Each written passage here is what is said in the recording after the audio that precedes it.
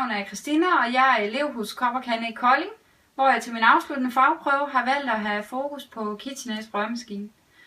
KitchenAid har jo et hav af muligheder inden for tilbehørsdele, og en af dem, det er den her lækre slow juicer, som jeg rigtig gerne vil give en lille teaser på i dag. Til den her demonstration, der har jeg bare købt gulerødder, ingefær, appelsiner og æbler, og som I kan se, jamen æblerne, dem skærer man bare i skiver.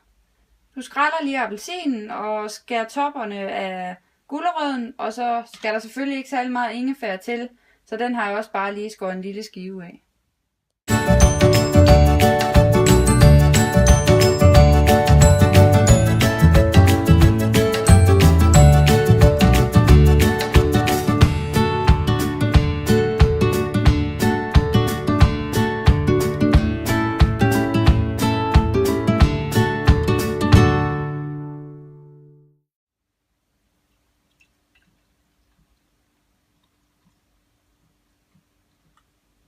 Så fik I et lille indblik i, hvordan KitchenAid Slow Juicer den fungerer.